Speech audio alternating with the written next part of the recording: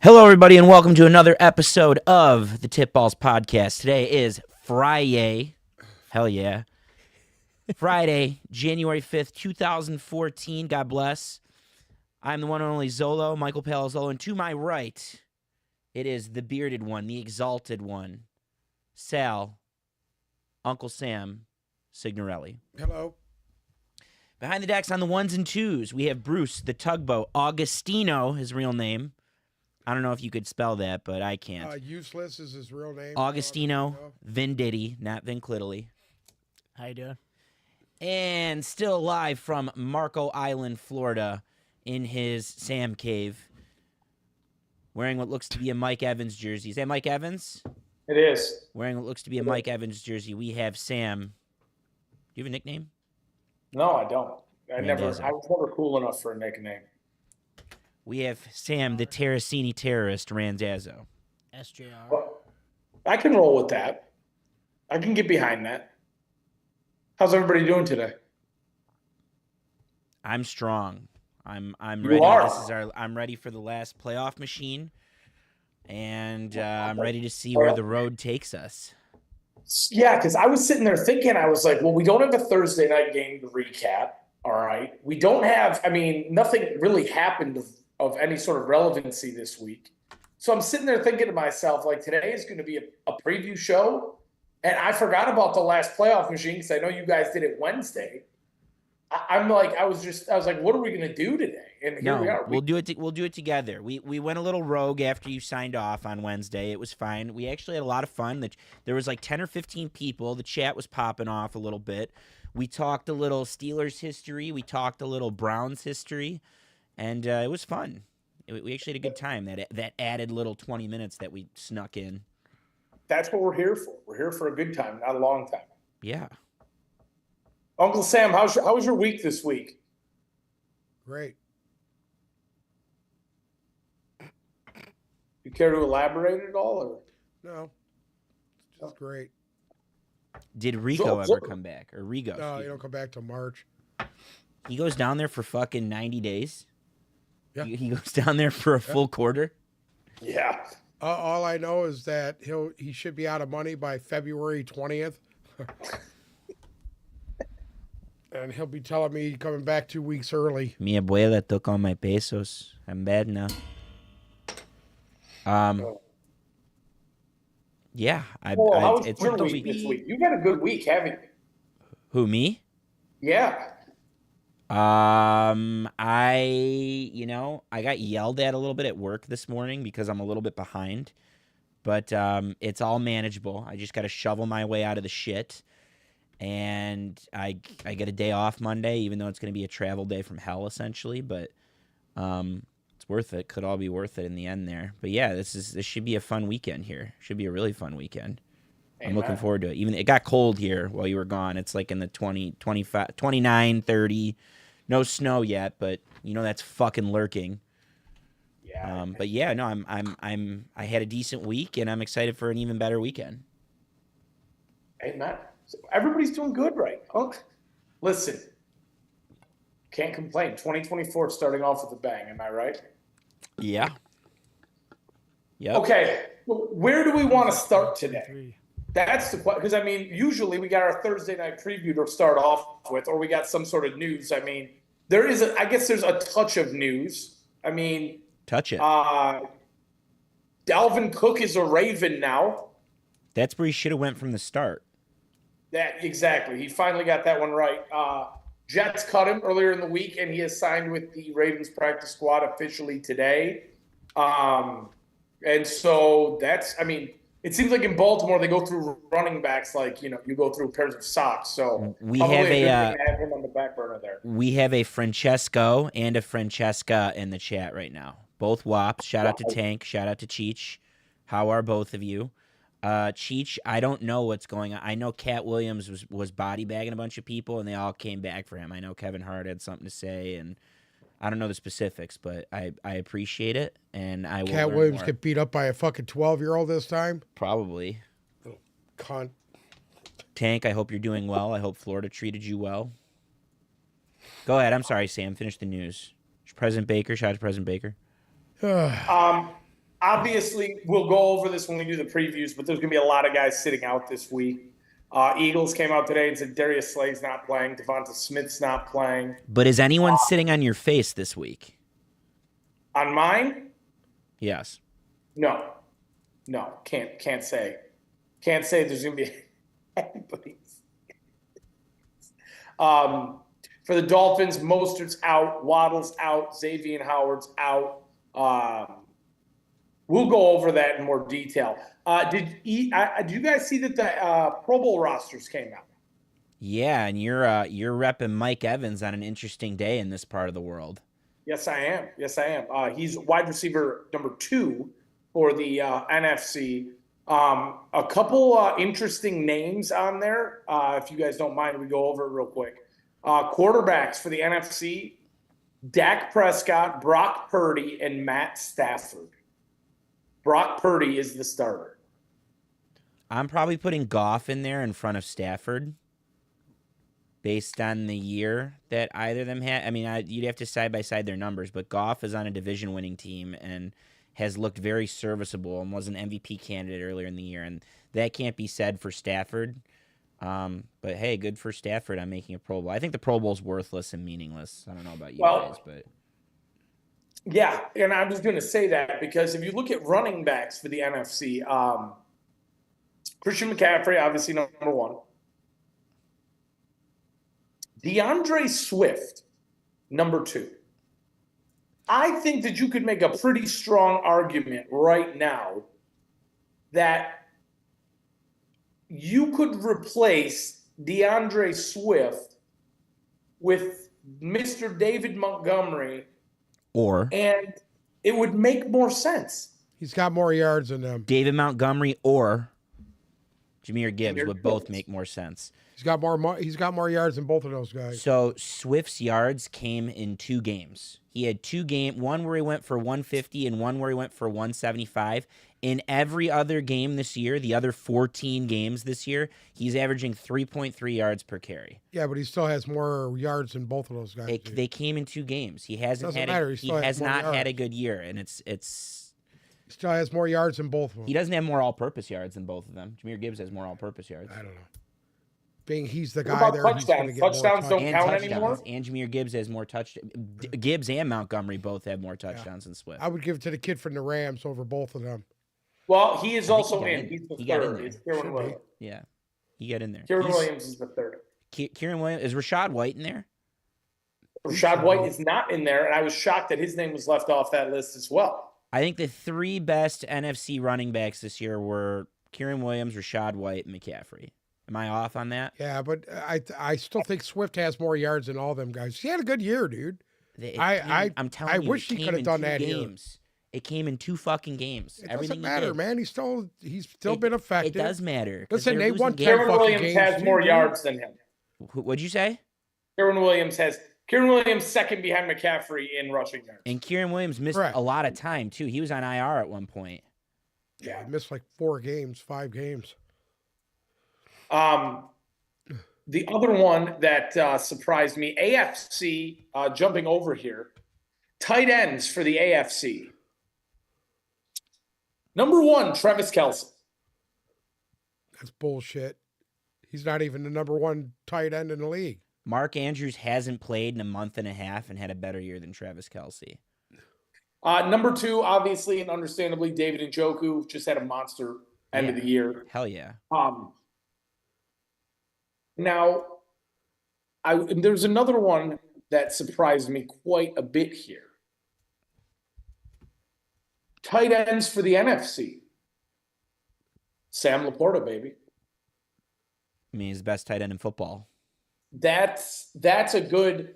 He, out of all the guys on this list, he's probably the most deserving. And I thought for sure he'd end up getting snubbed, and I was really, really glad to see him on there. Uncle Sam, you'll be happy. Jesse Bates is the starter for the at free safety for the NFC. Guy you've advocated for a lot this year.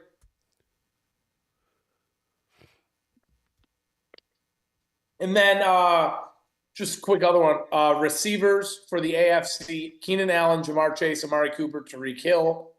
And receivers for the NFC, A.J. Brown, Mike Evans, C.D. Lamb, and Puka Nakua with his Pro Bowl.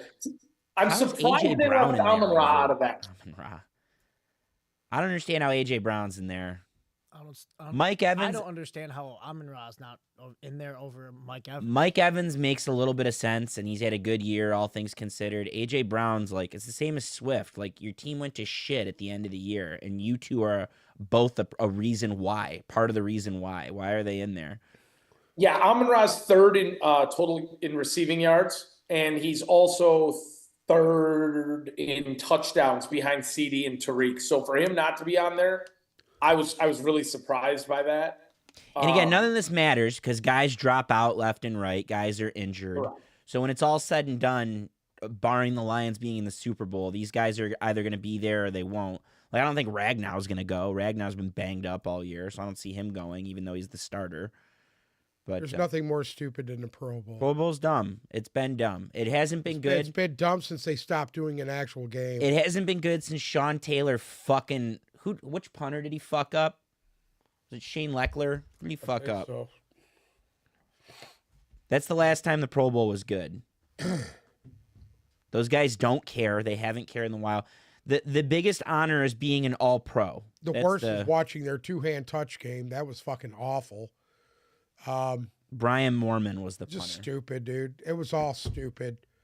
As soon dumb. as they got rid of the game, and they should have just ended it there. Pick your all-pro team every year and forget about it. This is a Don't let bigger the fans pick it either. This is a bit agreed. 100. That's a great point too. Yeah. Because it's all fucking 49ers. Because all their fans do is just sit there and spam the fucking votes all day. They're just bored. They're all Don't you fucking. think the players should vote? I think the players should have the most say. No, because some of them are pretty fucking stupid too. The coaches. Coaches should pick the Pro Bowlers. The coaches should vote. Yeah. That's what you said is a bigger picture conversation for the summer. There's no good best on best competition for there's no good all-star competition. The hockey one's okay. They've made changes. The only one that sucks. was okay is baseball. Because baseball, they actually Still play bored. for home field advantage. I'm still fucking. So they don't I'm do good that with anymore. that. They don't do that anymore. Oh, they don't do that They don't anymore? do that Then anymore, they no. fucked that one up too. They don't do that. And I'll be honest with you, I fucking hated that. I hated that the Tigers could make the World Series twice, but they didn't get home field the second time, even though they were the better team because their team didn't win the NL won the fucking All-Star game that year in 2012 or whatever that was. I didn't like that because that had nothing to do with the Tigers. It wasn't the Tigers' fault. Yeah. Well, it gives them something to play for. Yeah, and they were some onto point, something with that, but They need to come up with a way to actually make the Pro Bowl relevant again. Their biggest fuck up was moving it out of Hawaii because that was the shit. Yeah, they should have left it in Hawaii because you know Yeah, that was why? a fucking That was big- exclusive. You guys didn't have kind of all the cared. riffraff. They kind of cared about going there for the week. And even you know though- what it Yeah, was? it It was was for the fun. players. The players got to take their families there and spend a week there and have a good time and bullshit with other people. And it was more of a like a family gathering than a fucking actual game, And Right. I think they took that away from the players, and they shouldn't have done that. On the Hawaii thing, I think the reason they went away from it is because it just became a burden for everyone, and the infrastructure's really shit, and people stopped showing up to the game to the point where Aloha Stadium in Hawaii, they're actually they're sinking like millions and millions of dollars into it right now to renovate it for the University of Hawaii and the bowl games and all that stuff, and maybe it might get a Pro Bowl again in the future. That'd be cool. Just jumping back now to what we first started talking about, guys who are sitting this weekend. The Rams announced that Carson Wentz will start Sunday against the 49ers. The team is resting Matthew Stafford because they've already clinched the playoff spot. Browns quarterback Jeff Driscoll will start Sunday versus the Bengals in place of Joe Flacco. PJ Walker will be the backup because the Browns have clinched a playoff spot as well. With the Chiefs locked into the third seed, Patrick Mahomes will not play on Sunday against the Chargers. They will start Blaine Gabbert. So that Chiefs offense should look absolutely stellar.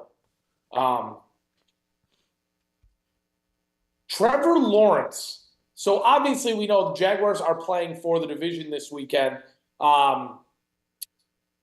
Practice in a limited basis today. He is considered day-to-day. They have absolutely no idea whether or not he's going to play Sunday yet. Playing. That's going to be a big one to watch. Because if for some reason he It's can't probably the play, only game that you're going to be able to watch this week that has any kind of meaning to it. Hold Well, on. There's a few of them. There's a few. there's a games few of meaning. them. There's a few of them. There's like 5 or 6. Really? Oh, there are some that I'm very excited for.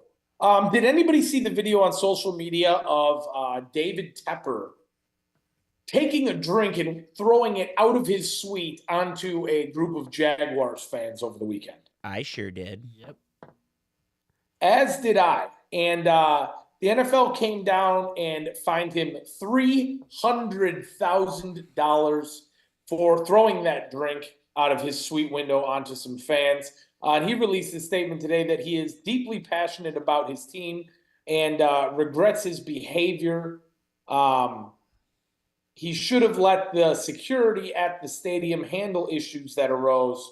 And he has a full respect for the NFL's code of conduct and accept the league's discipline, and he will not be appealing his $300,000 suspension. So that was a real good look for the Panthers. Bob wants to know if you're in Florida. Bob, I am indeed in Florida. Yes, I am. I think Bob, I don't know if he's still there, but he was there at one point. Bob's Fort Florida. Myers, too. Oh, really? Yeah. Right in the backyard. Yeah. Should we get into this weekend's games? Because I think a lot of people feel the same way Uncle Sam does, that none of these games are relevant, but there are quite a few that are. Bruce, cue up the playoff machine. Oh, we're doing the playoff machine right now. Yeah. We'll pick them week, in your order. We'll pick them in your order, but he's going to input the data into the playoff machine and unveil it at the end. Got it. Sounds good to me. So knock yourself out. Here we go. Are you guys ready? We're ready. Now, can you believe this is the last time we're picking a full slate of games this year? Doesn't it feel like it just started? It does feel like it just started. All right. Here we go. First things first, we have a Divisional game. The Pittsburgh Steelers are heading to Baltimore to play the Ravens. Now, currently, Pittsburgh's third in the AFC North at 9-7. Baltimore has locked up everything that they needed to lock up at 13-3. Now, Pittsburgh is a 3-point favorite in this game with a lot of guys out for the Ravens. Obviously, Lamar Jackson is not playing. Odell Beckham is not playing. Zay Flowers is not playing. Half their starting offensive line isn't playing. Kyle Hamilton's not playing. So essentially, we're getting a Pittsburgh team going into Baltimore to play a Ravens team that's not playing anybody. So what do we think happens here? Does Baltimore's backups beat Pittsburgh? This game does matter for Pittsburgh a little bit because I'm pretty sure they're not eliminated yet. We ran it. They need help, but they can still get in. They need help. In fact, I think they have the tiebreaker over. They might even have it over Buffalo or Miami or something like that. They have it over some interesting teams, so they do need to win. So what do we think? Pittsburgh a 3-point favorite, over under 35. I'm picking Baltimore. I'm picking Baltimore to cover, and I'm picking the under. But you two both have Pittsburgh, I'm right? taking Pittsburgh and the under.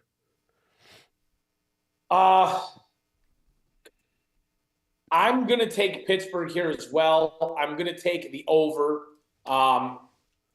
So the scenarios needed for the Steelers to make the playoffs is they, one, have to win, and the Bills have to lose to the Dolphins, or the Steelers win, Jaguars lose to the Titans, Steelers wins, and the Texans and Colts tie. So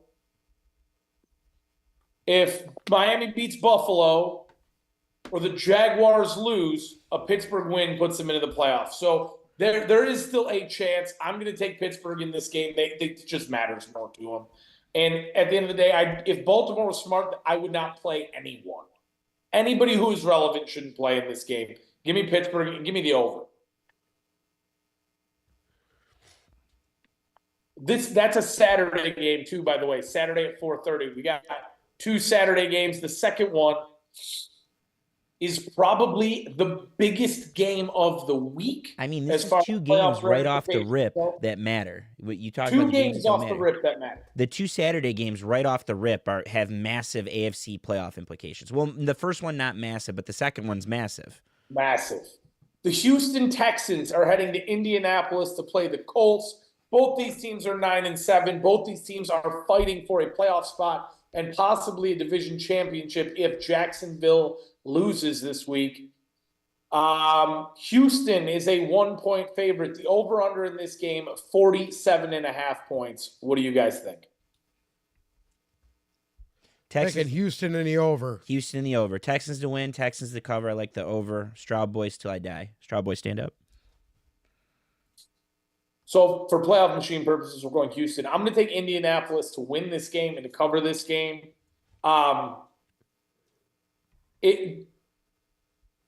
This game to me feels like Indianapolis, for some reason this year, should have been a write-off, but they're a team of destiny. They beat Houston once in the second week of the year. I think that Indianapolis right now is looking a little bit more polished. A lot of these guys for Houston are still pretty banged up. I'm going to take Indianapolis hesitantly, especially with Zach Moss possibly not playing. But I'm going to take them hesitantly. I'm going to take them to obviously cover the -1. And I'm going to take the over in this game. I think you're going to see both these teams put up a shitload of points. It's going to be a field goal game at the end. But I think that Indy right now is in a better position with their health and everything else to win this game. And honestly, Gardner Minshew's been just playing good football. So little ass boy, Gardner Minshew. What was that? There's this video from last week of Max Crosby. Every time he was near Gardner Minshew, he just kept calling him a little ass boy. It's kind of funny. Next up, we have a divisional game. The Cleveland Browns are heading to Cincinnati to play the Bengals. Cincinnati's 8-8 and at the bottom of the AFC North. Cleveland 11-5 and second in the AFC North. Cincinnati is a 7-point favorite in a game where Cleveland's pretty much resting everyone. The over-under is 37.5.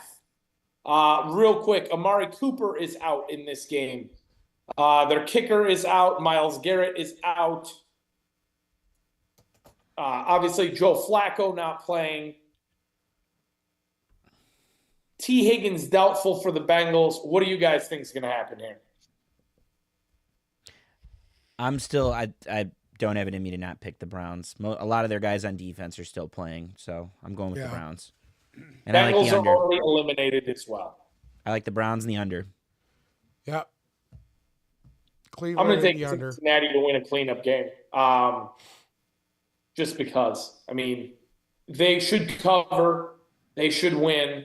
Cleveland's not playing anyone. I'm going to take Cincinnati, playing for a little bit of pride, playing for a winning season. Give me Cincinnati in that. That's fun. And I'll take the over. Next up. The Minnesota Vikings are coming to Ford Field on Sunday at 1 p.m. to play our very own Detroit Lions. Detroit, a 3.5-point favorite. The over-under is 46. Detroit not really resting anybody in this game.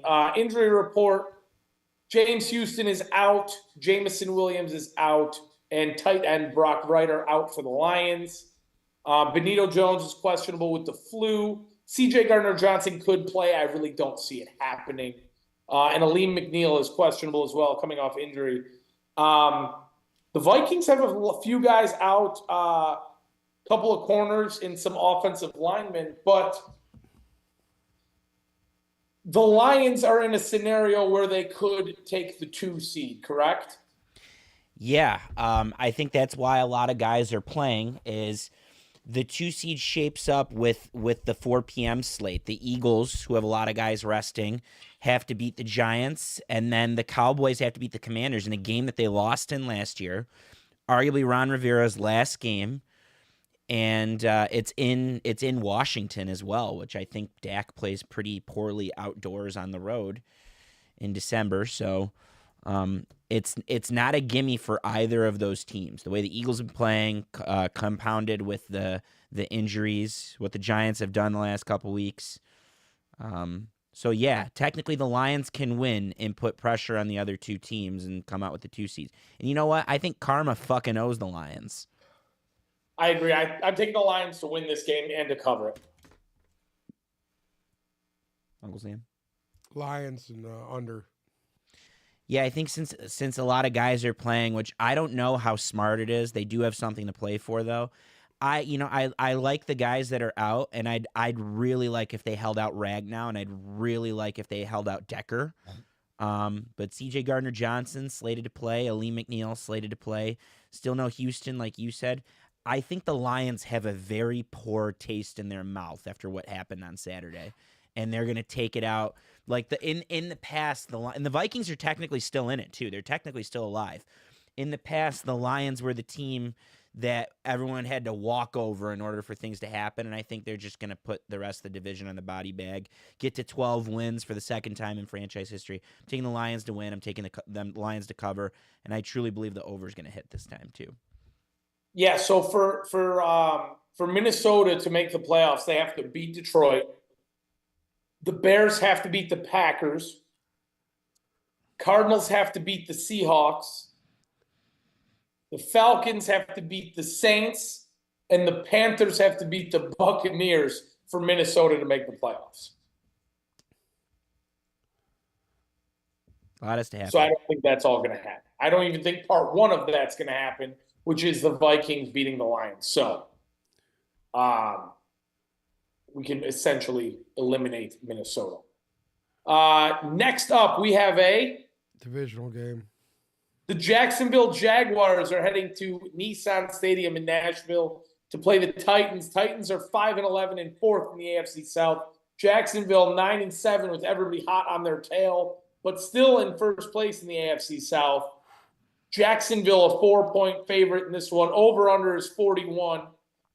Christian Kirk, questionable, fresh off IR. Zay Jones, questionable. Trevor Lawrence, questionable. Jamal Agnew, questionable for the Jaguars. As far as the Titans go, Will Levis is questionable to play with a foot injury, so you might get some more Ryan Tannehill. What do we think happens here? Jacksonville's probably been the most inconsistent team in football as of late. They lost 4 straight before beating Carolina last week. What do we think is going to happen? Jacksonville needs this one. And they played pretty well against a bad team last week. I think they're going to play pretty well against a bad team this week. And I think Trevor Lawrence plays. That's a big deal. And from what I understand, Will Levis is not going. It's going to be Tannehill.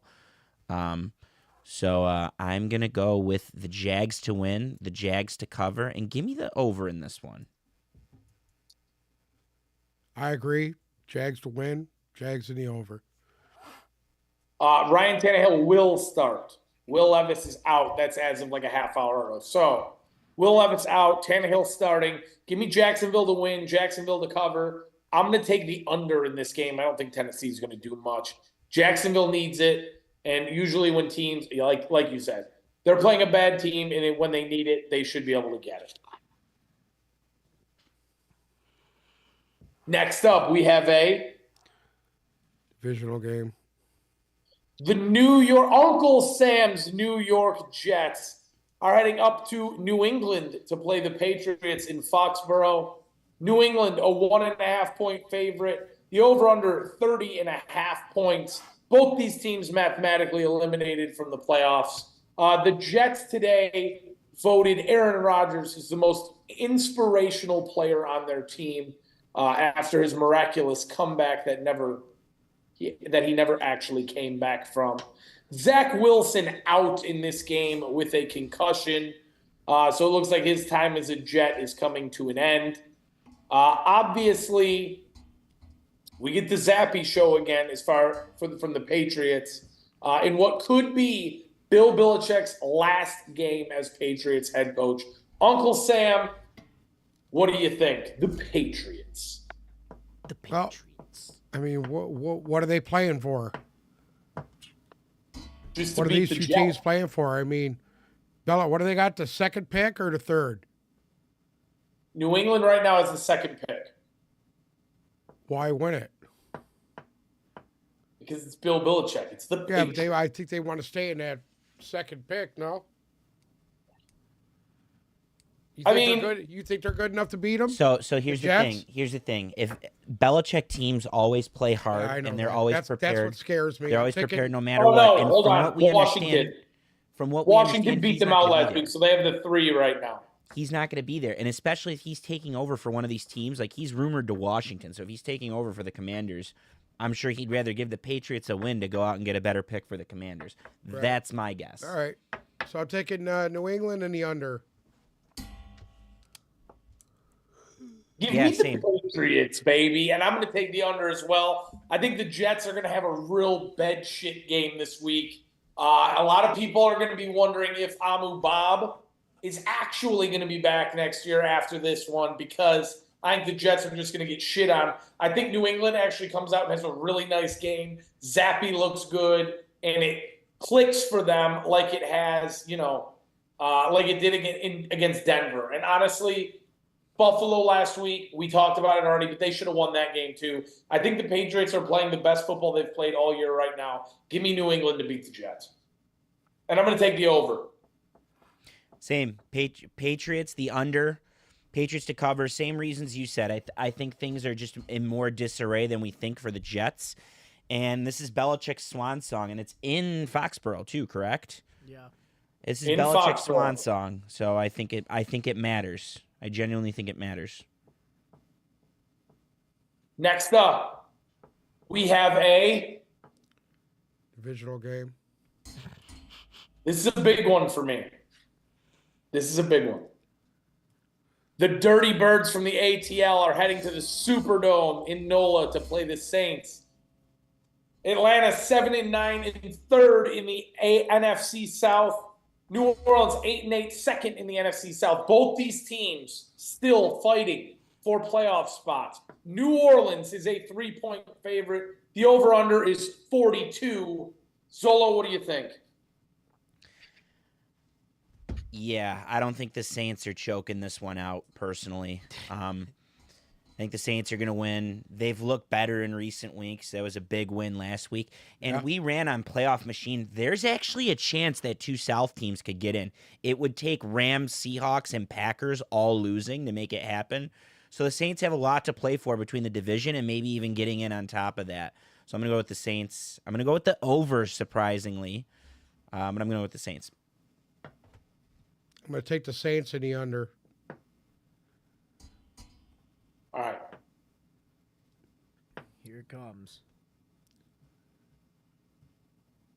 Let's just be real here. Atlanta, it's been back and forth, right? Last week they lose to Chicago by 20. The week before they beat Indianapolis by 20. Then they lose to Carolina in a 9-7 showdown. They give Tampa Bay a great game. Then they beat the Jets the week prior.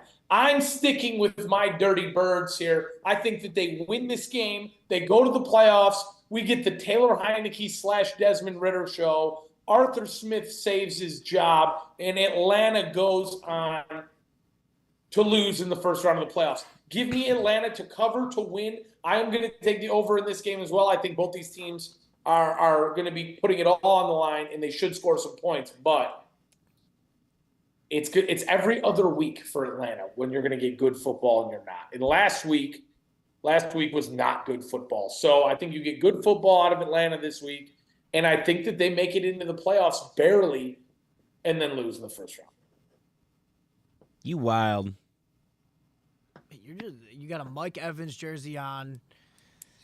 You got fucking. Well, You absolutely wild for that. Just, are you sure you want to risk your record in place of just dying on a certain hill? Okay, if the Falcons win, they have a 45% chance to make the playoffs. If I fart, I have a 45% chance to take a shit. Okay. Either way, you got to remember, with a Bears win, okay, with a Bears win, the Falcons could be in.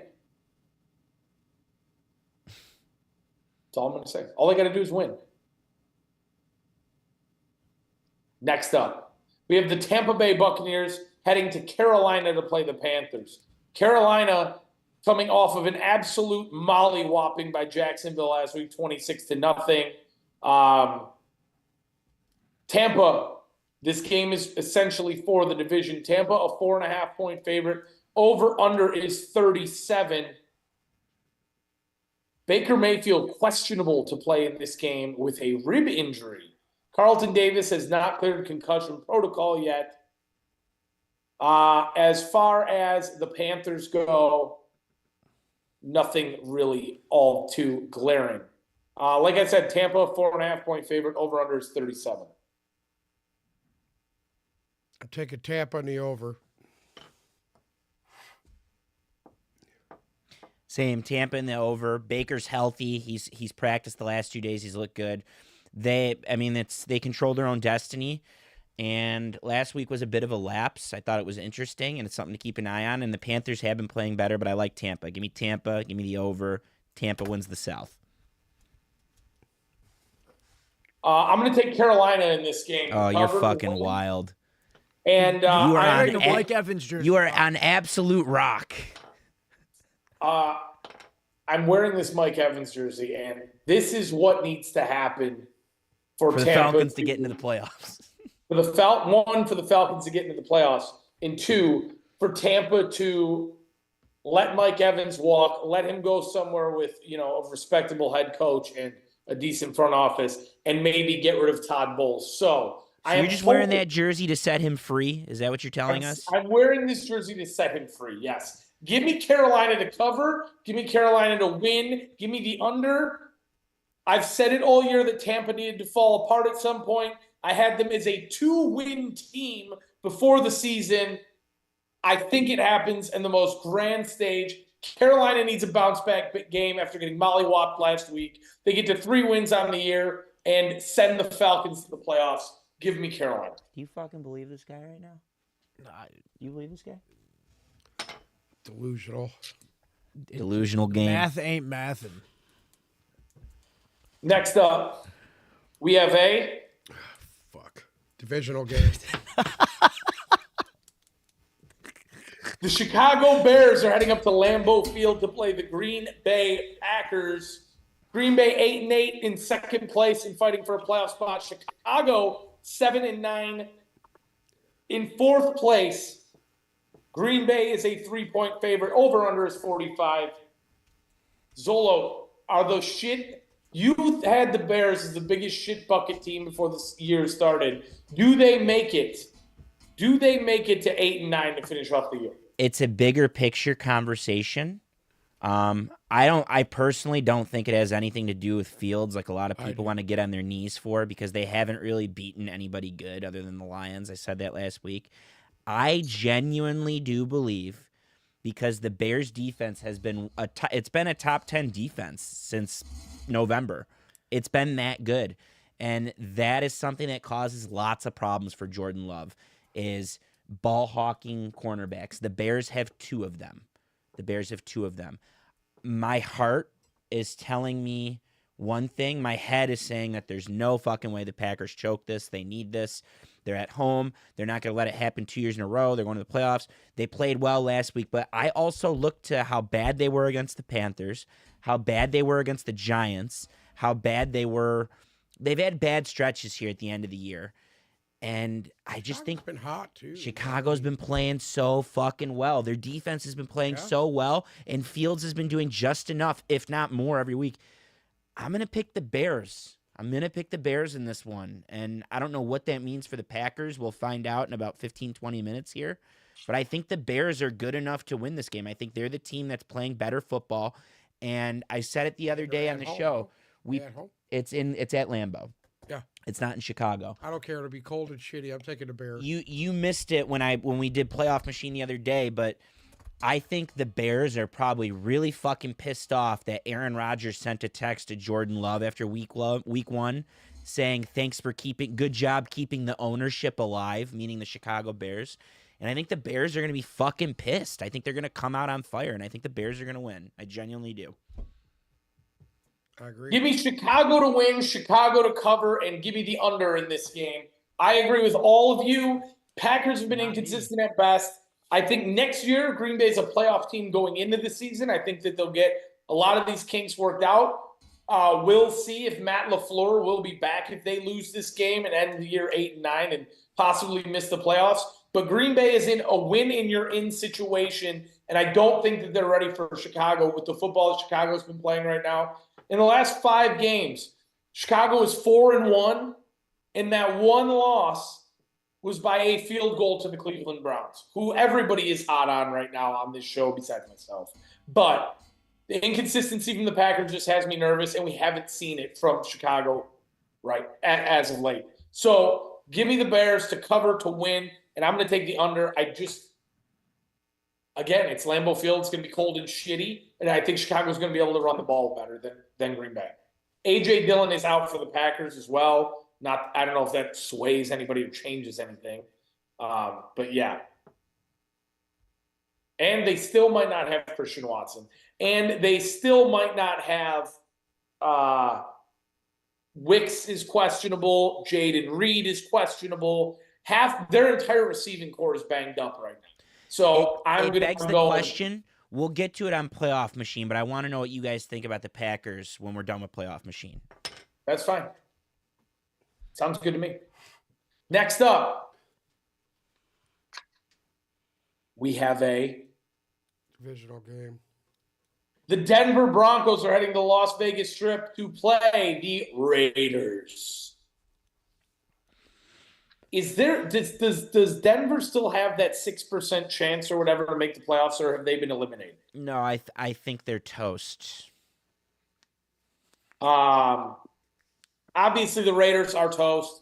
And yes, I just double-checked. Broncos are toast as well. Denver 8-8 in second place. Las Vegas 7-9 and in third place. Vegas a 3-point favorite in this game as Jarrett Stidham is still the starting quarterback for the Denver Broncos. Over-under is 37. So Vegas a 3-point favorite. Over-under is 37. Mike McGlinchey also out for Denver. Josh Jacobs officially now, it just came out a few minutes ago, out for the Raiders, as is Michael Mayer. So, meaningless game. What do we think happens? Jarrett Stidham sounds like the name of a butt plug brand. Go ahead, Uncle Sam. You can pick it first. I'm going to take the Raiders in the under. I'm with Uncle Sam. Raiders in the under. I think the Raiders have gotten a lot better over the last couple weeks. I think that's not a coincidence. Aiden O'Connell played hella good last week. I'm going with the Raiders, and I'm going with the under. It's going to be a clean sweep. Raiders and the under in this one. That means you guys should for sure pick the bet the Broncos. Yeah, 100%. The guy, he needs the job, and I think that Mark Davis is stupid enough to not give him the job based on losing this one game, even though he's done a great job for the last 9-10 weeks here. So I just think that Antonio Pierce and his team both know that this is an important game, and they're going to play like it. Next up, we have a divisional game. The Philadelphia Eagles are heading back to MetLife Stadium to play the New York Giants. Philadelphia, a 4.5-point favorite in this game as they play for the division. Over-under is 42. Giants are 5-11, but have played their best football of the year since Tyrod Taylor was at the helm. They gave Philadelphia and the Rams everything in the last 2 weeks after getting blown out by New Orleans 3 weeks ago. Is there a chance? Is there a chance with the way that Philadelphia has been playing that the Giants can pull this out? Uncle Sam. especially with all the injuries. Go ahead, Uncle Sam. Hold on. Injury report real quick. DeAndre Swift questionable with the flu. Devonta Smith out. Darius Slay out. Nobody real big for the Giants. Hurts playing or no? Let me double check that I real don't quick. think he's playing, is he? No, they're fighting for the division, so he is playing. I think I Yeah. haven't seen anything that he's not playing. Yeah, he's I'm going to playing. take Philly in the, what is it? 4.5. 4.5? What's the point? 42. We'll take Philly in the under. I'm going to go with the Giants. I'm picking the Giants. I think that Tyrod presents just enough problems for the Eagles' defense, and I think the Giants' defense has played relatively well the last couple weeks. They shut down a better offense than the Rams' offense, in my opinion, last week. And even though the Eagles need this one, I think that the Giants are going to cause fits for the Eagles, and things are just in disarray in Philly. You know, I don't think there's just some magical, we're going to button it up after losing to the Cardinals. I think there's substance to it. I think there's something to it. And Brian Daboll is a very good coach. And good coaches, when they smell blood in the water, they attack. So I'm going with the Giants. I'm going with the under. I'm going to take Philadelphia to win, Philadelphia to cover that 4.5, and I'm going to take the over. This is the thing. Philadelphia has played really, really bad football as of late. And could this go on? It's not one of those times where I'm going to say this can't go on forever, because this could go on forever. But if they lose this game, if Philadelphia, they've lost to the Cardinals, they lost to Dallas, Frisco, Seattle, in bad fashion in some of those, right? And then last week you lose to one of the bottom 2 teams in the league. But it hasn't cost them all that much yet. They still have a chance to win the division. They're still in the playoffs no matter what. And realistically, if they could find a way to play good football here and bring the morale up around this whole team, they go into the playoffs with a win. Even though it's been bad, that's what they need right now. I'm going to take Philly to cover, Philly to win, and I'm going to take the over in this game, just because that Giants offense has manufactured points as of late.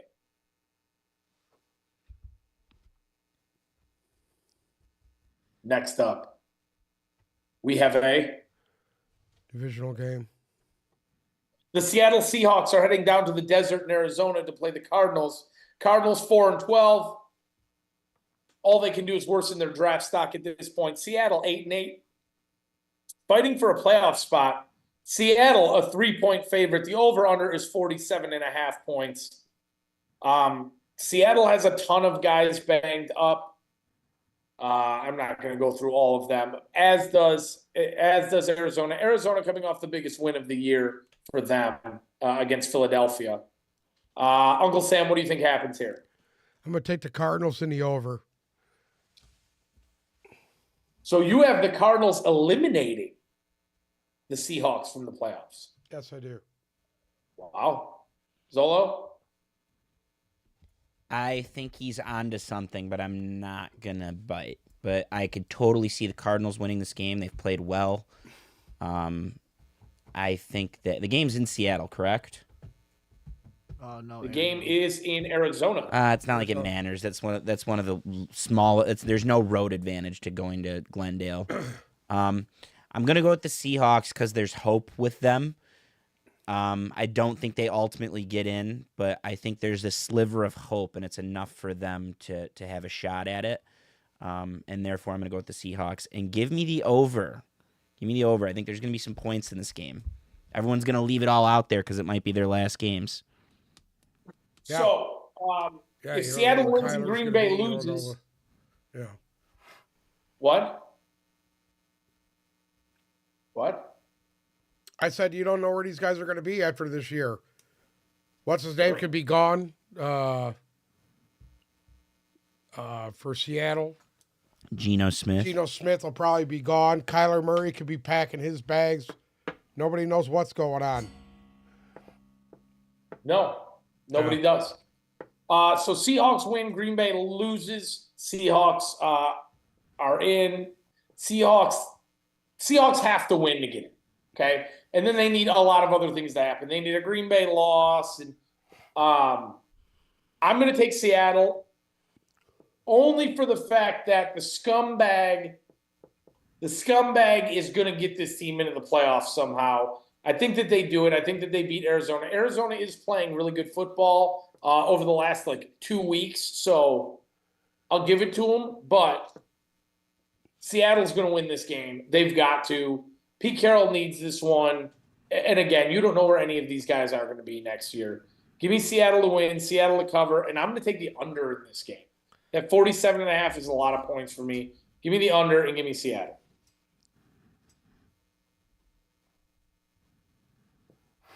Next up, we have a divisional game. The Kansas City Chiefs are heading to SoFi Stadium to play the Chargers. The meaningless game. The Chargers are a 3.5-point favorite. Over-under is 35. Can Easton Stick beat Blaine Gabbert? I don't think so. I'm going to still take the Chiefs, and I'm going to take the over. Go ahead. I'm going to take Chiefs in the under. Yeah, I'm going with Chiefs in the under as well. Too much disarray for the Chargers. Get it over with. Get the whole thing over with. Get the show on the road. What if Easton Stick beats the Chiefs? So, wouldn't that just be awesome? It'd be fantastic. Next up, we have a divisional game. The Rams of Los Angeles are heading up Pacific Coast Highway to play the San Francisco 49ers.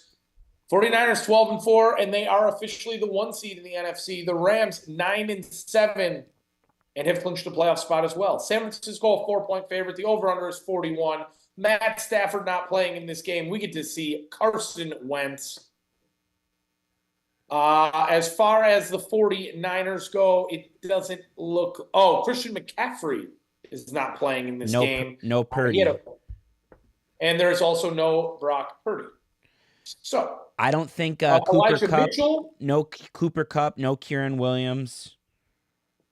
There's a we few have the guys. watered down version of both of these teams. Yeah.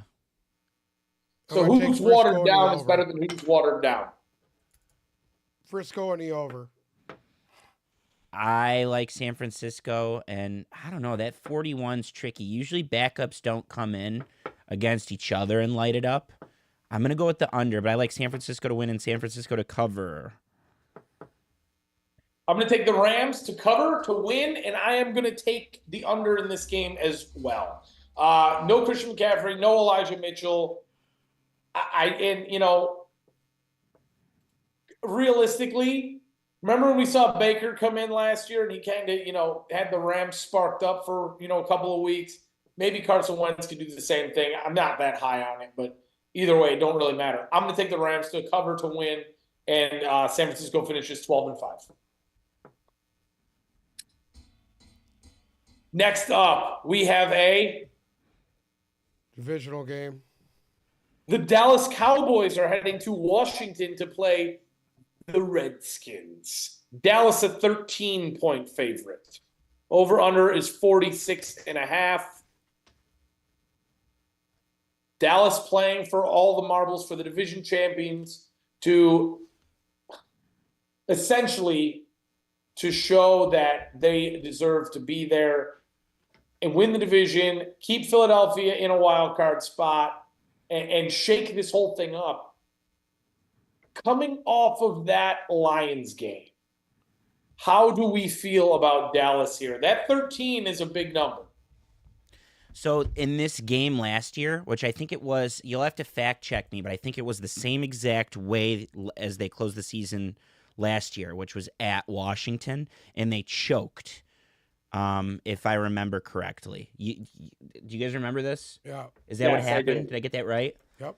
Supposedly, they've practiced this week as if it's their Super Bowl and have taken it very seriously.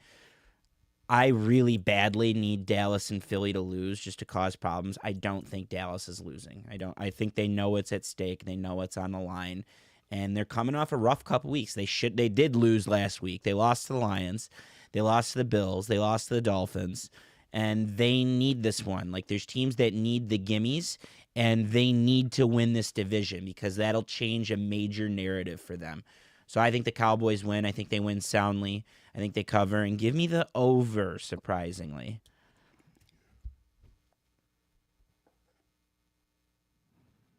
I'm going to take Dallas in the over. Taking the Cowboys in the over. I'm going to take Dallas in the over. I think Dallas mops the floor with Washington this week. And everything that Dallas wanted to do falls right into place. And then they lose in the first round of the playoffs. But either way, give me Dallas to win, Dallas to cover, and give me the over. Last but not least, a game that decides the division. One that I don't think we ever thought we'd be having this conversation 2 months ago. But the Buffalo Bills are 10-6 and second in the AFC East, and the Miami Dolphins are 11-5 and in first place. Miami riddled with injuries across the board. Bradley Chubb out, Xavier Howard out, Jalen Waddle out, Raheem Mostert questionable. It's everybody for them. Tariq Hill's house burned down on Wednesday, and he was he showed up there in a walking boot. That's the kind of issues that we have with the Dolphins right now. The team is beaten, battered, and bruised, and the line reflects that. Buffalo, a team that we didn't think was making the playoffs 6 weeks ago, is now favored to win this game. Buffalo, a 2.5-point favorite. The over-under is 48.5. Zolo, let me know what you think. Oof. I changed my mind on this one back and forth.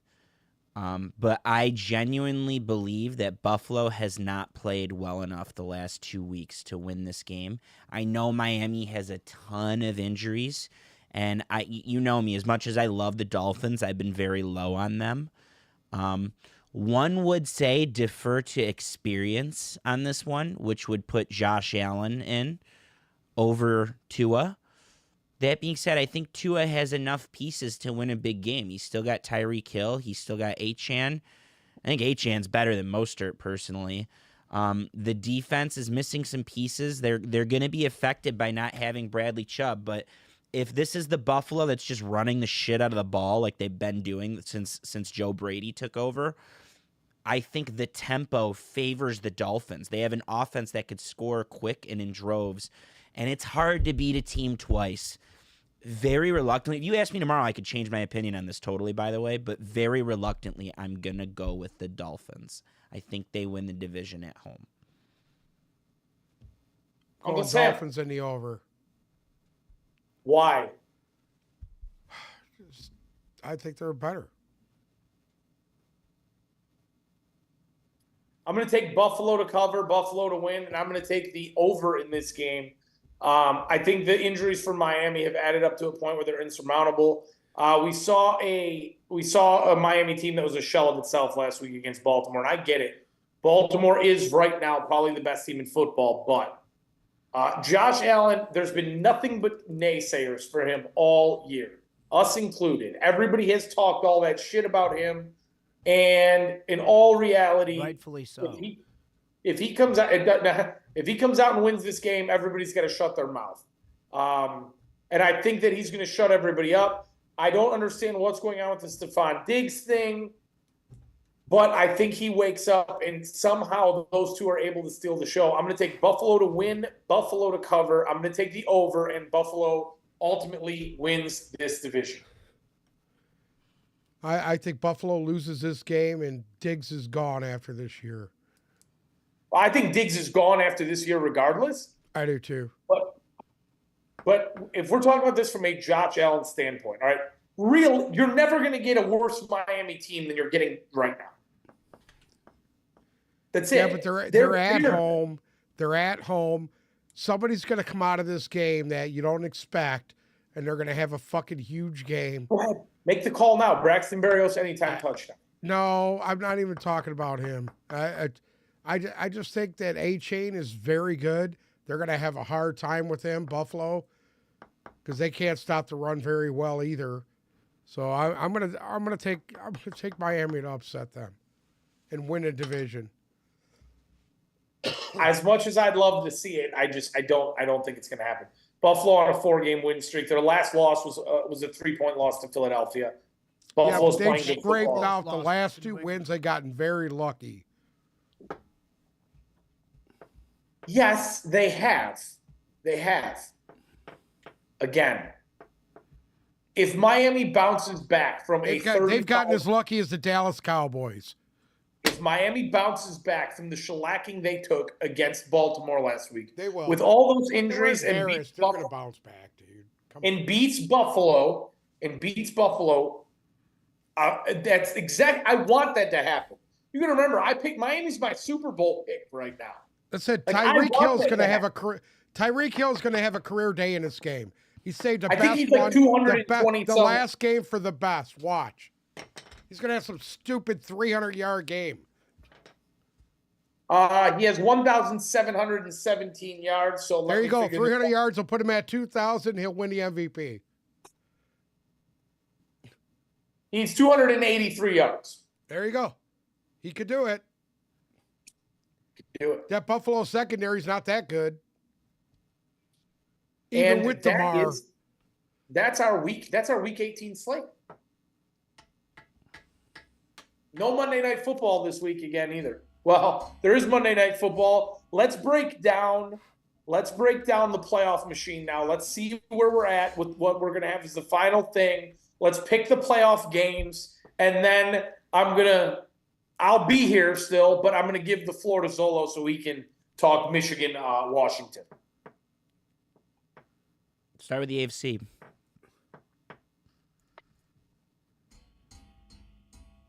What do you mean? I'm on a delay here, so Zolo, start talking about the playoff machine. Yeah, so obviously the Ravens are locked into the 1. And the way we have it, we'll have to, Bruce, you'll have to go through and repick them. But the way we have it right now, I mean, I disagree that the Steelers are going to win. But if the Steelers win and certain things happen, which is Buffalo loses, which I do think is going to happen. Solid picks right there. Pick the Ravens real quick just to see who gets it. Is it Buffalo or is it the Colts that get it? It's Buffalo. Sorry, so go back to the Steelers. And then see what happens if Buffalo wins, if Buffalo beats the Dolphins. Wow, that's huge. Buffalo wins that game, they win a division. And the Texans get in no matter what. Right. Obviously, we know that. What Uncle Sam just said, we already knew that. If Buffalo wins, they win the division. Right. It's just what happens from there. The Texans get in no matter what, if that's the case. I don't think Miami wants to go on the road and play fucking Kansas City either. Give the Steelers and the Bills the loss, and then who gets that seed? Oh, you said the Steelers lost? Steelers lost, and the Bills lost. Wow, so the Bills are sitting pretty no matter what happens. Bills are making it no matter what. Bills are in. I didn't really realize that. It's just the Texans bump up. I think this is the most likely scenario, personally. I think this is what happens because I don't think Pittsburgh wins. But yeah, Buffalo. I think Pittsburgh's. Listen, if they're sitting all their guys, Baltimore's sitting all their guys. I still don't think they're that good, though. I think they Steelers are just good haven't enough to beaten beat some them good if they're sitting teams. everybody. Their defense is good. All right, switch it back, Bruce. Go Ravens. I'm sorry. Go. That's it. Yeah. All right. Cool. So this is where we have it. So we have Jacksonville backing into the division championship. Good for them. I think they would get mollywopped by Cleveland. And honestly, Stroud would have a very good shot going into Arrowhead. Love to see I agree that. with that 100%. That'd be a fun ass game. Stroud I'd like to versus see Mahomes. Pittsburgh go into Miami and see what they could do. I think you guys are fucking way too high on Pittsburgh. I just think they teams. run the football and they play defense. If Pittsburgh goes into Miami week 1 of the playoffs, I think Miami's going to absolutely fucking mollywop Pittsburgh. Yeah. There's no question in my mind there. I might be higher than I should be on Buffalo right now, but I think Miami blows Pittsburgh out of the water at home. I think Houston gives Kansas City everything they got and win that game real late on a fucking field goal and somehow eliminate the Chiefs in the week 1 of the playoffs. And I think Cleveland absolutely mollywops Jackson.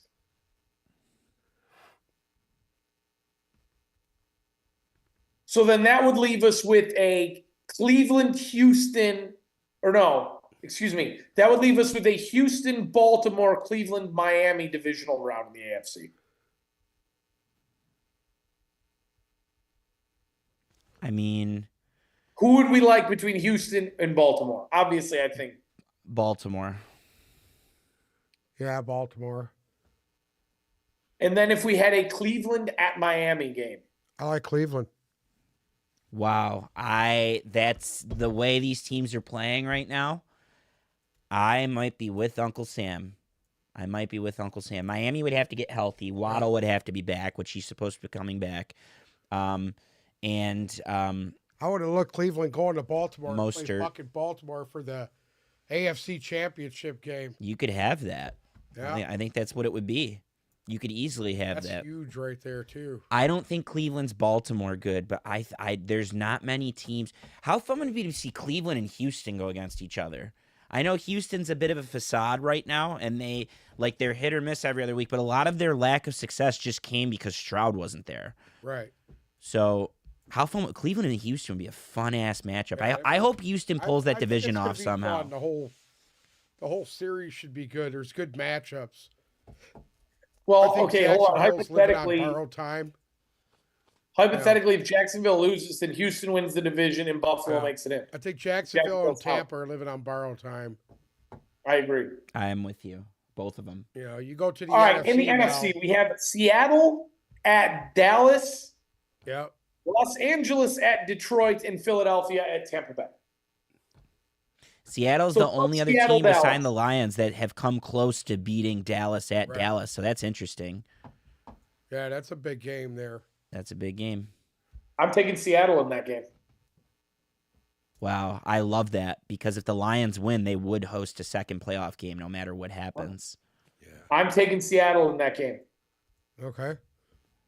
What do you It's think? Mike McCarthy. It's Dak Prescott. It's a choke job against the scumbag. We could be very wrong about the Packers. Yeah. We could be very wrong. So, Bruce, give the Packers the win real quick. I have the Packers winning. Where they at here? That's probably, in my opinion, that's the most likely outcome. The Rams have this 75% chance to get the 6th seed, but it's tied to like some really crazy outcomes. I think the most likely outcome, again, I picked that game with my heart, the Bears-Packers game, and I think you guys did too. I think the most likely outcome this weekend is Packers win, Rams lose, in which case the Packers would get the 6th and play the Lions.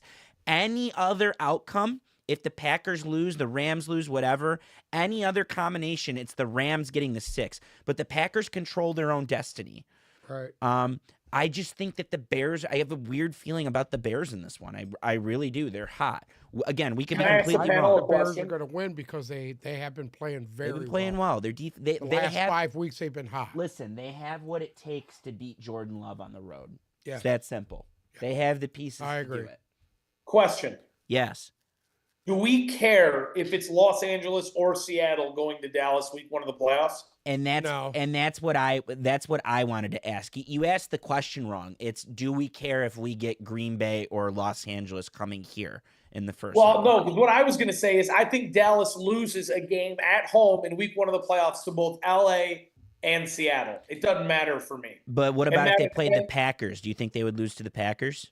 No, I think Dallas will beat the Packers. I think you're right. But if we go back to the way that we had it, where we have LA coming here, I just want to paint a picture real quick for everybody. Detroit has their best season in 30 fucking years. And now you have Matt Stafford. Everybody forgets that we match up very well with the fucking Rams. I disagree with you I don't think so. 1,000%. I think don't we think match so. up better with the Rams than everybody else does. Disagree 1,000% because as we The just saw offense- last the week, Lions Remember what happened offense when they went walked- into- Are you saying the Lions? Are you saying the Lions would have the best chance to beat the Rams over all the Correct. other teams? Correct. Agreed with that Correct. over the other teams, but I personally think that that's a nightmare matchup for the Lions. nightmare I don't. matchup. I don't. Dude, I can I ask you a think question? the way Can I ask they're you a playing question? right now- Yeah, go ahead. Ask the question. Sorry, we interrupted you. Okay. Your uncle interrupted you. I didn't do it. Did anybody watch CeeDee Lamb have a career day last week? Yeah, they. Yeah, one play was on a guy that fell down. And listen. guess what? If you take the 92-yard play out of it, Right, he still take had that almost out of it. 140 He had yards. 140 yards. So here's Okay. here's the deal. Here's the deal with that. The Lions defense is going to look if they play next Saturday, next Sunday, whatever, the Lions defense is going to look way different. It's going to have CJ Gardner-Johnson. It's going to have Aleem. It's going to have Alu, and it's going to probably have James Houston. There's a good chance. Okay? So does that mean I'm not scared of the Rams? No. I know what you're alluding to. There's a Cooper Kupp and a Puka Nacua and a Kieran Williams back next week. But my thing is, let's start with Kieran Williams. One of the second best team against the run defensively this year is the Detroit Lions. Not worried about Kieran Williams. From there, they have the pieces. The Lions might have the best trio of safeties in the league at the moment. And Melifonwu, we'll see what happens with Gardner-Johnson and Jerry Jacobs, Kirby Joseph. That might be the best trio of safeties in the league. There's a way, like Aaron Glenn we didn't talk about that list that came out yesterday about how Aaron Glenn is considered the number one future head coaching candidate for any defensive coordinator based on a poll of the players. Aaron Glenn has been good all year. It hasn't shown because I think this defense hasn't been talented, but it's getting hot at the right time. And it went in and stopped Dallas in Dallas. It held the Cowboys to 20 points. Yeah, they held Tony Pollard to nothing, dude. Yeah. God, dude. So I agree with you. Am I scared as fuck of Cooper Kupp and of Puka Nacua? Yes, 1,000%. But I think the Lions defense is hot at the right time.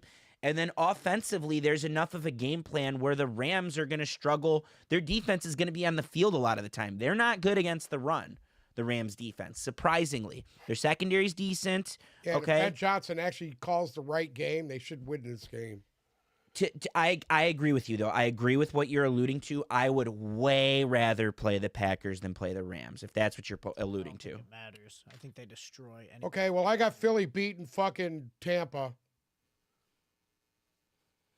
at home. They should. They should beat Tampa. I got the Lions beating the Rams. And I agree with you. I think Seattle can beat fucking Dallas. I'm still going with Dallas there, but I love where you guys' heads are at. There's a scenario where Seattle doesn't even get in. Like, again, this is all based on if the Packers. I think Dallas gets fucking bitched out in the first round. Sam, are you there? I think Dallas gets bitched out in the first round too. And right now, I know you guys probably just did this while I stepped away for a second. I think I would take the Rams to beat the Lions at home with going to the playoffs. No. I know I'm going to be public enemy number one for saying that, but no, I understand what you're saying. Yeah, you're not off, but no, I'm still taking the Lions. So. I don't think the Lions will let that happen. I don't think Dan Campbell will let that happen. Dan Campbell outcoached Sean McVay 2 years ago when they played. The Lions are a lot better team now. The Rams are good and their offense is rolling, but by all means, who really doesn't want to let that happen? Jared Goff. No. Don't say Stafford. No. Brad Holmes. Yeah, Brad Holmes is another good example. There's a lot of people in the Lions camp that don't want that to happen. Yeah. Sam, and Tampa. You're wearing a Mike Evans jersey. Do you think that the Bucs would have any? Well, no. I think you're on rock because you pick against Tampa all the time. Do you think the Falcons, or excuse me, do you think the Eagles? Excuse me. Do you think the Bucs would have any shot at home against the Eagles? The way things stand Absolutely right now. Nope. I don't. Well, you think Jacksonville's got a better chance of beating Cleveland than Tampa's got beating Philly? No, I don't. I think Jacksonville's probably, realistically, right now, I think Jacksonville will be the weakest team in the playoffs. And there's always a wild card weekend upset. Sometimes there's one on each side. Right. So one of these high seeds. Well, that's why I took Dallas to go out for Seattle to beat Dallas in that first round. I think that's right now. upset. I have 3 upsets in the NFC. You have the low seed winning on all those. I don't think Philly over. I don't think Philly over Tampa is an upset. They have 2 more wins. It's just they didn't win their division. Yeah. I have the 7, 6, and 5 winning. I'm scared of the Rams. I think, like, if you put a gun to my head, though, I would pick the Lions. The Lions have way more talent. They have way more assets. I'm not worried. Like, I'm taking Aaron Glenn in that chess match between Sean McVay and Aaron Glenn. I'm taking Aaron Glenn. And honestly, I think that this team is so fucking fired up right now that they would, after what happened against Dallas, they just wouldn't like. I think you're going to see a different Lions team over the next 2 weeks. I think you're going to see them I hope buck wild. you know what? I hope Dallas wins that game because I would love to see the Lions go in there and play Dallas. Mm-hmm. I would love to see that. Or in the perfect world, the Lions win this weekend. Philly and Dallas both lose. The Lions get the 2. Dallas wins their opening round matchup, and then they have to come here. That's what I'm hoping for personally. Yep. Then they got to come up to old Detroit in January. Amen. Amen. Let's hope Brad Allen's not on that game. There's no scenario where I don't see the Niners losing the NFC. I don't know about that. I don't think any team can challenge them. Dallas at their best can come close, but if the Niners are at their best, it's not going to be nearly close enough. Do you see a scenario where Baltimore loses the AFC? They've been inconsistent. I mean, they've been really good the last month, but for the most part, they're an inconsistent team. So yes, I could see like a Houston. 13. I could see a Cleveland, maybe one of those. The dream scenario is Joe Flacco going back to Baltimore. See a rematch with them in Miami. I Miami think at Baltimore full crush speed. him. Miami's too banged up at this point. Yeah. For that game, they had Bradley Chubb. Yeah. They had Phillips. They had all those guys. They had a healthy Waddle. Yeah. I don't think they had Mostert, or maybe not Hill was Mostert. hurt in that game though. He wasn't himself.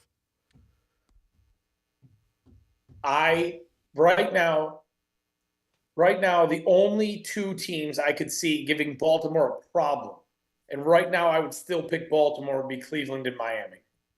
Yeah. In the NFC, the only team I could see giving San Francisco a problem is Detroit, and I think I'd still pick San Francisco. Yeah, and I don't think the Lions get it. I mean, it depends on how the scenario works out. I don't know if they're going to get that far. But I'm with you on that, on both of those takes. I think if the Lions can beat fucking the Rams, they have a good shot to go in. They have a good shot to go in there and beat San Francisco. If they can manhandle the Rams, they should be able to go in there and manhandle Frisco too. If it comes down to that, This is the thing. All right, I'm not picking the Rams in that game because I think the Rams are a better team than the Lions. I'm picking it because I think the narrative perfectly sets up.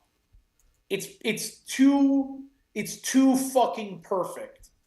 yeah. For the first time in 30 years, the Lions win the division. Matt Stafford, of all motherfuckers, comes back and beats him in round 1. Well, if they beat LA, then they're going to have to go to Dallas. And then the winner of Tampa and Philly go to San Francisco. I don't see what you see on the Rams being a better team, like more talented than the Lions. I don't see that. Like, yeah, they got those sexy skill players. They got the sexy skill players, but that's the same Rams team that took a shit against a pretty untalented Giants team. I don't like the Rams. I think the Rams have a few good matchups on the Lions. Few good men. I think the Lions are a better team, and I think the Lions are a more talented team, and the Lions should win that game. But the issue is, at least today, I think the narrative is too good for everybody. For Matt Stafford comes into Detroit and fucking beats the Lions after they made the playoffs for the first time in 30 years. Listen, if this is the Lions team that I've been harping on all year, and they are a different Lions team, if this is the team that I think they are, and they're different, and they buck same old Lions, there is no way they're losing that game. No fucking way. I don't think it's a shouldn't thing. I just think that if this is a different team, and it is, I could see them in a tight game, just like they were in Dallas last week, and then Dan Campbell will make some stupid call and blow it right at the end, and they'll fucking lose to Matt Stafford. Everybody could just jump on the bandwagon to kill Dan Campbell. I want to see them play Minnesota this weekend to see how last week affected them. These guys, like Sam Laporta was in middle school when the Lions got fucking or he was in elementary school when the Lions got fucking jobbed by the officials in Dallas. Like there's guys that haven't been here, or they're so young that they don't even understand the culture. So all they know, like Sam Laporta and Jahmyr Gibbs, all they know is being a division champion. You know, Jared Goff has won almost everywhere he's been. He had a winning season last year, a winning season this year. I just don't think those stigmas carry over like they used to. And that's where the narrative comes in. Oh, you got to go through second to last boss and Matthew Stafford. Well, no, I think they're going to, if this is the team that shakes all that, and they've shaken everything. They won their first division they won the division for the first time in 30 years. So they've shaken all of those narratives. So if this is the team that shakes narratives and they're resilient, number one, they're going to look rock fucking solid this week. And they're going to be clean and they're going to execute. And number two, I don't think the Rams would, their talent, like, yeah, you got two good receivers and you got a good running back, but you need more than that to beat the Lions. Offensive line's not that great. It's banged up. Their secondary is a little suspect too. So I don't think they could have any. They don't have that many guys to stay with Amon-Ra St. Brown. No. Personally, I mean, he torched them the last time they played him. No team stays with Amon-Ra St. Brown. The Ravens came close. The Ravens did a good job against him. Like you said, you can actually run on the Rams now, where you couldn't do that shit last year or the year before. All right, even. pick a Super Bowl. Robinson had like fucking 10, 12 tackles in that game against the Lions. My Super Bowl is the rematch, and I'm going with Baltimore over San Francisco. I don't think they're both going to make that. I don't. The odds say. I don't think so. History and the odds say you are right, even though it happened last year. I don't right. see that happening. I know this is going to sound stupid, but I see Cleveland playing San Francisco. Oh, Jesus fucking Christ. Oh, you're picking against. You think Baltimore's the one that's going to take the shit? I think Baltimore's going to take a shit. They've just been too good the last 3-4 weeks. They're going to slump somehow, some way toward the end here. Lions, Browns. Huh? Lions, Browns. Lions, Browns. I hear you. Give me Baltimore over San Francisco. What? Baltimore over San Francisco. Okay. So you got the 2 ones going. Yep. Okay. Who's Hi, I'm Robbie? I have no idea. We got a new Robbie, fan. dude. What up, Robbie? Okay. Let's do this. College football championship game. Washington playing Michigan. This is going to be a fun one because we have a big Washington fan here and a big Michigan fan. Big Washington fan, yeah. For fucking 4 months? Since September? Michigan goes into this one a 4.5-point favorite. The over-under is 56.5. Be the hater that you are. You want me to We're go? all waiting for Uncle Sam. You know what? Why? I'll pick it first so I can let you two duke it out. I'm going to take Michigan, and I am going to take the under. What's the point spread again? 4.5. The point spread. 56.5. I'm going to take Washington in the under. So poop. You know, last time. Why? You've got to explain yourself when you're on Michael a show Penix based wasn't on in that Detroit. Washington team. You're One taking dude. Washington. One dude's gonna change that. Say that again? No, they got the receiver. Washington's good. I promise you they're good. Say that again. Hey, they're not Sam? good, though. You've got to explain yourself as to why you're taking Washington over Michigan on a Detroit-based show. Wait, hold on. You have to say something better than, I think Michael Penix is the best player in the country. Thank I think you. he should You have won the took, you Heisman. took the words out of my mouth. You got to do better I think than Michael that. Penix is the best player in the country. Yes, something besides that. Okay. I thought you were gonna say. Can I talk now or no? Floor's yours. Yeah? Okay. Here's the reason why I think. If Michigan comes out the way they did last week and the way they did last year against TCU, I see them getting into a hole that they won't be able to dig themselves out of.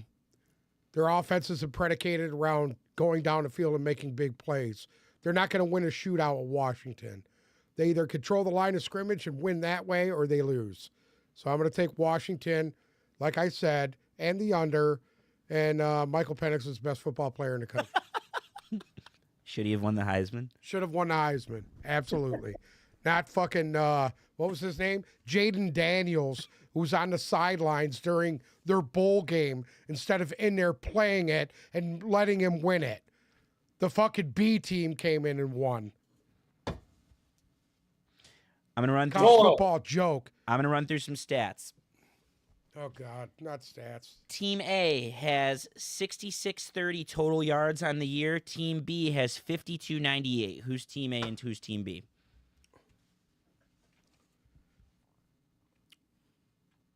I'm going to guess Team B is Michigan, Team A is Washington. Yes, so they've outgained Michigan by about 1,500 yards this year. Team A has 37.6 scored points, points per game, 37.6. Team B has 36.0 points per game. Who's Team A and who's Team B? Team B is Michigan, Team A is Washington. It's a 1.5 point per game difference. And remember, Michigan played in the last month alone. Michigan played four of the hardest defenses in the country, 4 top 5 defenses, and they still have averaged 36 points per game on the year. Points allowed per game: Team A is 24.1, Team B is 10.2. Team B is Michigan. Third down percentage: Team A is 46.5%, Team B is 44.8%. Team A is Michigan. Team A is actually Washington, but there's no edge. It's the same thing. These guys are both good on third down. Michigan, because they're typically on script and they're short yardage situations, and they have a quarterback that can execute and running backs that can get the yards and an offensive line that can help. And Washington, because they're just, they're able to get plays in chunks, so they're not a lot of third downs to begin with. Passing yards: Washington, Michael Penix is 4,900. J.J. McCarthy's at 3,065. Rushing yards: Washington's at 1,730. Michigan's at 2,233 between both of their running backs. And I'm sure there's a small side of Orgy and McCarthy and Khalil Mullings as well. So Michigan obviously runs the ball very well. By the way, the Washington running back is slated to play. His foot is fine. Real quick, comparing the Michigan offense going against the Washington defense. Michigan's offense is number 45 in rush success, and Washington's defense is number 129, so the edge goes to Michigan. Line yards: Michigan is 58, Washington is 132, edge goes to Michigan. Pass success, so dropbacks: Michigan is number 2 in pass success in the country. Michael Penix is number 8, the Washington defense is 18 defending the pass, so edge goes to Michigan. Created havoc on offense: Michigan is 1. The trick plays, the havoc, the flea flickers, Michigan is number 1. Washington is a number 115 out of 132 defending it. Edge goes to Michigan. Finishing drives, getting points, making the most out of red zone opportunities: Michigan is 10. Washington's defense is 80 and letting other teams finish on them. Quality drives: Michigan is number 4. Washington's defense is 45 against quality drives. And then conversely, the Washington offense versus the Michigan defense. Rush success: Washington's actually very well. Underrated plot line is how good Washington is at running the ball. Michigan's number 8 at defending it. Washington's number 7 at running the ball. There's no edge. That's dead even. Line yards: Washington's 52, Michigan's 8, which means Michigan's defense is very good against the run. Pass success: Washington is obviously 6. Uncle Sam hates stats. Listen, the gist is, I'm going to spare him. The gist is the analytics heavily favor Michigan. Washington has 4 wins above expected, which means there's 4 games that they should have choked. Michigan's number 1 in the country at .33 wins above expected. And that probably just came Monday in the Rose Bowl. That's the only game that they didn't have a shot in for a second. Whereas Washington has needed some help to get to where they are. I love Michael Penix. Michael Penix is 21-0 in his last 21 games. J.J. McCarthy is 25-1. 21-0. J.J. McCarthy's 25-1. 21-0. He hasn't lost. Wait, that would mean he has a national championship if that's the case. You know that, right? So he's got to have something somewhere in there. Regardless, these quarterbacks they're different. They're both great. They're both leaders. Washington is going to come down to exactly what Uncle Sam said. They're going to need Michigan to either shoot themselves in the foot, or they're going to need to come out and they're going to have to keep scoring on a defense that doesn't let teams score on them very often. I think it's going to be really tough for Washington to sustain that pace. They almost never do. That's why they fizzle out at the end of games. That's why the end of their games are close. I also think that Michigan has the pieces to create havoc, just like the stats said, to create lots of havoc against Michael Penix, meaning Michigan can switch to a cover 3 and still run man with their quarters. And Michael Penix is going to have to make business decisions at that point. And Michael Penix, he didn't throw the ball away last game, but he threw the ball away multiple times against Oregon. He threw away the ball against Arizona State. McCarthy should have threw an interception at his first pass of the game last week. Cool, that's one. If he does that again this week, they're done. So if he throws one interception, they're done? I'm just telling you, dude. If they come out, he's as shaky as he was last week, they're going to lose that game. I mean, his second half was... My opinion. That's fair. His second half fucking destroyed Michael Penix's second half. His second half, I mean... Including having a reception on a backwards pass. I will say this, that... Including leading a game-winning drive against the number 3 defense in the country. Okay. Including getting a win in overtime. Michael Penix, all he does is win. That's it. That's all he does. He wins. This is my They beat an Oregon team that I think is better than probably half the teams that Michigan played this year. They didn't beat them once. They beat them twice. Oregon is not better than Ohio State. I think Oregon is better than Ohio State. Oregon is not better than Penn State. They're better than Ohio State and Penn State. And Oregon is Penn certainly... State, you can't even... You can't sit there with a serious face and say that Penn State plays Penn State defense. is better than Oregon. Penn State plays defense. Dude. And Oregon is certainly not better than SEC champion Alabama. I'm sorry. Oh, okay. If they were better... Champion, Oh, you're going to discredit Alabama? I'm not discrediting Alabama. You're going to discredit the SEC? Because that was your thing 2 months ago. That's why you didn't want to talk about Michigan. Did I discredit them at all? You were making gestures like you were. But I will say this. The undefeated team that said they got robbed out of being in the fucking game got pummel-fucked 63 to fucking 3. They had no business being in that game, Florida State. They needed to shut up. The team that should have been in this whole race wasn't Texas. It should have been fucking Georgia. Then why didn't they win? That's why they play the games. It should have been Georgia. That's why they play the games. It should have been Georgia. You know that as well as I do. I agree with you 100%, but Michigan should have been playing fucking Alabama, and then fucking Washington should have played Georgia. What would Georgia have done to Washington? I'm just curious. Do you think Georgia would have beaten Washington? I think that Georgia would have beat them. I agree with you. I think the SEC teams are very good. We caught Nick Saban. You know what Nick Saban said? Yes, but hold on. You think that the SEC teams are so good, but Michigan just beat Alabama, and now you're saying Washington. Let me finish this. Let me finish what I was going to say before you start spouting there, because you don't know what you're talking about. You know what Nick Saban said? That Michigan was huddling. It confused them. They didn't expect that, because Michigan doesn't do that. They call their plays from the line of scrimmage. And once they started huddling, it threw them off. They didn't know what to do. And that was kind of a weird statement from a fucking veteran coach that says they didn't know what to do and what to think because Michigan decided to start huddling. Now I don't know if they were trying to steal their signs. Connor Stallions was there. But who knows what was going on with that. So quick. They played a good game last week, but their special teams were trash. And if they do that against Washington, they will lose. Their special teams were trash, and they still held the SEC champion to 20 points. All right, here we go. Well, what am I saying? All I said was this. If their special teams play the way they did last week, they'll lose. But so all of your first things first, I don't think you're off on Washington. I don't think you're off. Like they could totally I think win. Washington's a little better than people think they are. No, they're the number 2 team in the country. I think people think they're pretty good. Okay. That being said, all the reasons that you name why Michigan might not have a shot, they're all intangibles. If this. They've been the most consistent team in the country, and that's the first little bit of adversity they've faced on the field all year. They basically led that's the first time they weren't leading in the second half of a game all fucking season. The ifs are on Washington's end. The ifs are if Michael Penix turns the ball over like crazy, like he typically does. If Washington can't, he does. Yeah, Michael Penix turns the fucking ball over. He throws the ball away and fumbles all the time. You keep saying he's your favorite player and all that, but I don't think you watched his games later in the year. There's a reason why Oregon was ranked in front of them.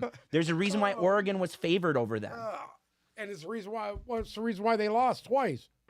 Pardon me? Why did they lose twice? That's just Because Oregon. Penix outdueled them right at the end. But look at what he made the did. throws he had to make. No, he didn't outdo Oregon at the end of the he game. did. No, Come on, dude. Bo Nix had the ball in his hand at the end of the fucking Huh? game to drive. Bo Nix had the ball in his hand to drive to win the game before overtime in the last one, and then they missed a fucking field goal in the second one. So he didn't have the ball in his hand to win the game on either occasion. I just But wanted he that out made the there. throws for them to go in front. He made a So, lot. He made a lot of what- throws. So what are this you is saying? this is the thing. You fucking keep cutting me off. Everything he does is in the first half. Yeah? They need to come out on fire. Okay. They're capable of doing it. All right. Make If- a little side if wager on this. The if Michael Penix is behind in the second half, he's fucked. Whatever. Because this isn't Whatever, dude. this isn't the Listen, fucking Pac-12. You guys are all fucking worried right now. All you I'm not Michigan worried guys at are all. worried right now. I'm literally You zero know worried. that this fucking guy's dangerous. He's fucking dangerous, but so is Jalen Just a Milrow. hater. So is That's Kyle all. McCord. So is do you Drew mean? Eller. You're What do a you mean? hater. He's no, I'm a he's hater not how? wrong. Why? It's Because gonna I'm be not, a great I'm not game. a Michigan No, guy. It's gonna I'm be a not great fucking fucking Jim game. Harbaugh guy. I'm a hater. Rally for your city, for your hometown. Rally for my your city. state. What are you talking about, dude? What are you that high right now? You look fucking blew out right now. I am. Yeah, I What thought does so. that have to do with I'm anything? not talking to you. I don't talk to fucking high people. What does that Are have you to high? do with anything? Not yet. You suck. You think I'm high though. Huh? You think I'm high though. with Yeah, what I it do, takes. actually. You're a little too into it for me. You're like over the top. You're like Sean Hannity on Fox. You're not a Hannity guy? I can't even swallow Sean Hannity, dude. He's too much of an American for me. I think I'm more of a Tucker. No, you're not. Listen, the ifs that you're saying are all true. No, I'm not downgrading anything was Michigan has that? done this year. They pulled out a game that nobody Check in on thought they Sam? were going to. I thought they were. I had Alabama, Sam I thought did. they were going to. I thought they were going to. and I was wrong. They wound up winning. Their defensive line impressed me because I thought they were better than I thought they were. They have the best in that defensive game. line They in were the better country. than I thought they were in that They game. have the highest ranked See if they defensive can line do in it the again. country. They're second ahead, in the Sam. nation Say in what you're sacks gonna and number say. one against the run.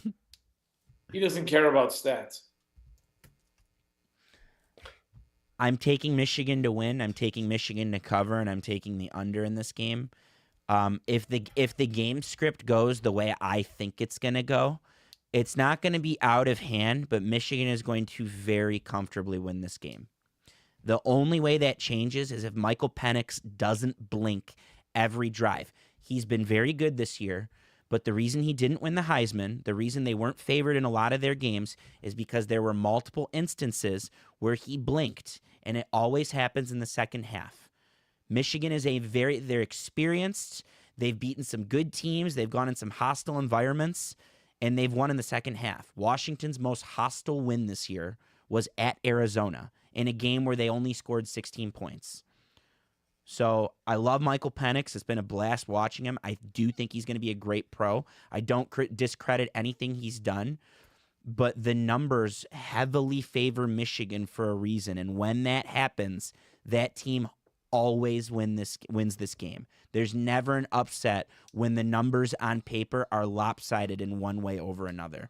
And I just don't see a scenario where Michigan, they'd have to, like he said, like all the intangibles he named. If they choke on special teams, if they get down from behind, like that's what it's going to take. It's going to take a lot of Michigan shooting themselves in the foot to do that. And I don't see that happening. You want to talk about experience? Michigan arguably has two of the best coordinators in the country. Jesse Minter will be a pro coordinator next year, just like the guy that was in front of him, Mike McDonald, who's the D coordinator of which team now, by the way? Baltimore Ravens, who have the number one defense in the league. He was the Michigan coordinator 3 years ago. Sharon Moore, who's the heir apparent to Jim Harbaugh, who went on the road and beat Penn State and beat Ohio State this year.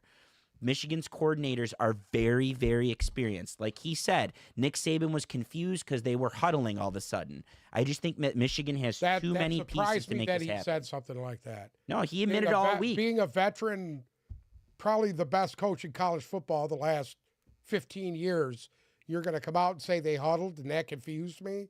That fucking shocked me. That shocked me that he would even say something like that. You got Washington. I got Michigan. Bruce, who do you got? Michigan. Sam, who do you got? Michigan. And the under. Are you going to be in town Monday or are you going to be down there?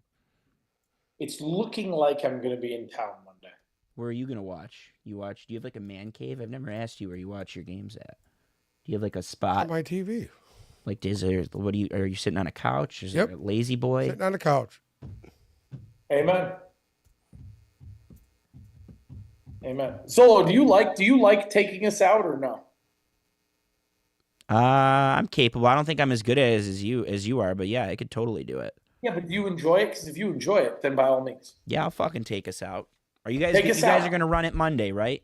You guys are gonna run it Monday without me? We'll be back Monday. You'll be back Monday, right? As of now, yes.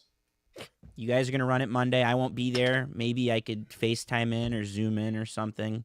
Go for the vibes. I think the game starts at 7:30 this time, so we'll see. I will probably be balls deep at that point. We got a couple tailgates lined up. Depending on the scenario, we may have to take Monday off for a give everybody the day off to watch the Michigan game. So Maybe we should just do that then. we'll see. I have to throw in an extra to make up some of my time lost. I have to throw in an extra 2 hours on Tuesday, so I don't know if I can run it Tuesday. Of course, I will be here Wednesday, 100% though. Playoff Sounds preview. good. Sounds good. Thanks for tuning in. Happy Friday, everybody. I don't know what everyone's doing going forward. Uncle Sam's going to go home. Bruce going to go try and get a hand job that he won't end up getting. I'm going to go lay on my couch, maybe take a nap. I don't know. I have no idea, but we appreciate you listening in. We appreciate you following. We appreciate everyone in the chat. Thank you very much for I coming. can get what? President Baker, I owe you a woo. Woo! What does that say? Ric Flair woo. He said, can I get a Ric Flair woo? That's stupid. And no, I told him I'd do it. So I owed President Baker a woo.